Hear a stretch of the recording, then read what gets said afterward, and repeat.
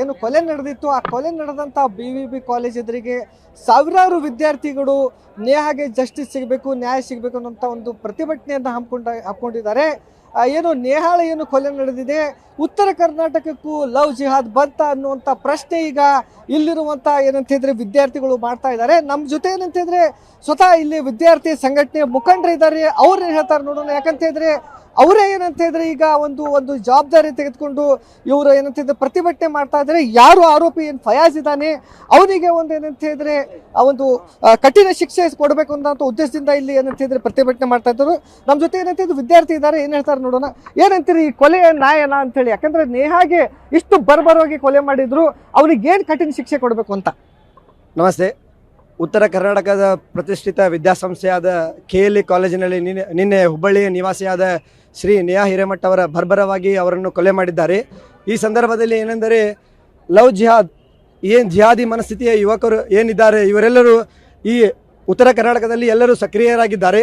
ಸ್ನೇಹ ಎಂಬ ನೆಪದಲ್ಲಿ ವಿದ್ಯಾರ್ಥಿನಿಯರ ಜೊತೆ ಅವರು ಫ್ರೆಂಡ್ಶಿಪ್ಪನ್ನು ಮಾಡಿಕೊಂಡು ಅವರ ಜೊತೆ ಎಲ್ಲ ಸಂಬಂಧವನ್ನು ಬೆಳೆಸಿ ಅವರಿಗೆ ಮೋಸ ಮಾಡುವ ಕುತಂತ್ರಕ್ಕೆ ನಮ್ಮ ಸಹೋದರಿಯಾದ ನೇಹಾ ಹಿರೇಮಠ ಅವರು ನಿನ್ನೆ ಬರ್ಬರವಾಗಿ ಹತ್ಯೆಯಾಗಿದ್ದಾರೆ.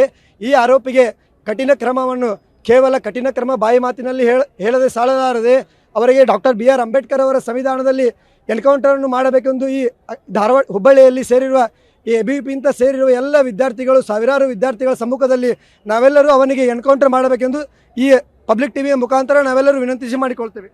ಮೇಡಮ್ ಏನು ಹೇಳ್ತೀರಿ, ಇವನಿಗೆ ಏನು ಶಿಕ್ಷೆ ಆಗಬೇಕು ಅಂತ?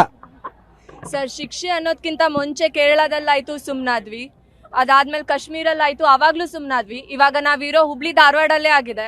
ಏನ್ ಮಾಡ್ಬೇಕಂತ ಈಗ ಹುಡುಗಿರು ಎಲ್ಲ ಹುಡುಗರು ಹಾಗೆ ಇರ್ತಾರೆ ಅಂತ ಹೇಳಲ್ಲ, ಆದ್ರೆ ಪ್ರತಿಯೊಂದು ಹುಡುಗಿನೂ ಹೆದರಿಕೆ ಪಡೋ ಪರಿಸ್ಥಿತಿ ಈಗ ಬಂದಿದೆ. ಅವ್ರನ್ನ 9 ಬಾರಿ ಚುಚ್ಚಿ ಅಷ್ಟು ಹೀನಾಯವಾಗಿ ಕೊಲ್ತಾರೆ ಅಂದ್ರೆ ಹುಡುಗಿರು ಮನೆಯಿಂದ ಆಚೆ ಹೇಗ್ ಬರ್ಬೇಕು ಸರ್? ನಮ್ ಕಾಲೇಜ್ ಕ್ಯಾಂಪಸ್ಸೇ ನಮಗೆ ಸೇಫ್ಟಿ ಪ್ಲೇಸ್ ಆಗ್ಲಿಲ್ಲ ಅಂತಂತಂದ್ರೆ ಹುಡುಗಿರು ಕಲಿಯೋದಕ್ಕೆ ಹೇಗ್ ಹೊರಗೆ ಬರ್ಬೇಕು? ಹಾಗೆ ನಾವು ಅವ್ರಿಗೆ ಶಿಕ್ಷೆ ಕೊಡೋಕ್ಕೆ ಒಂದು ಕ್ಷಣನೂ ಲೇಟ್ ಮಾಡಿದ್ರೆ ವಿಕ್ಟಿಮ್ಗೆ, ವಿಕ್ಟಿಮ್ ಮನೆಯವ್ರಿಗೆ, ಹಾಗೆ ನಮ್ಮ ಸೊಸೈಟಿಗೆ ಎಲ್ಲರಿಗೂ ಮೋಸ ಮಾಡ್ದಂಗೆ ಆಗತ್ತೆ ಸರ್. ಅದಕ್ಕೆ ನಾವು ಅಖಿಲ ಭಾರತೀಯ ವಿದ್ಯಾರ್ಥಿ ಪರಿಷತ್ ಕಡೆಯಿಂದ ನಾವು ಇವತ್ತು ಹೋರಾಟ ಎಲ್ಲಿ ತನಕ ಮುಗಿಸೋದಿಲ್ಲ ಅಂತಂದ್ರೆ, ಎಲ್ಲಿ ತನಕ ಅವನಿಗೆ ಶೂಟ್ ಔಟ್ ಎನ್ಕೌಂಟರ್ ಆರ್ಡರ್ ಆಗೋದಿಲ್ವೋ ಅಲ್ಲಿ ತನಕ ನಾವು ಇದು ಹೋರಾಟ ಮುಗಿಸೋದಿಲ್ಲ. ವಿಕ್ಟಿಮ್ಗೆ ನಾವು ನ್ಯಾಯ ಕೊಡ್ಸೋ ತನಕ ನಾವು ಅವ್ರ ಜೊತೆಗೆ ಇದ್ದೇ ಇರ್ತೀವಿ ಸರ್. ಅಲ್ಲಿವರೆಗೆ ಆರೋಪಿಗೆ ಏನಂತಿದ್ರೆ ಎನ್ಕೌಂಟರ್ ಮಾಡಲ್ಲ, ನಾವು ಪ್ರತಿಭಟನೆ ಕೈ ಬಿಡಲ್ಲ ಅನ್ನುವಂತ ಒಂದು ಆಗ್ರಹವನ್ನ ಇಲ್ಲಿರುವಂತ ವಿದ್ಯಾರ್ಥಿಗಳು ಮಾಡ್ತಾ ಇರುವಂತದ್ದು.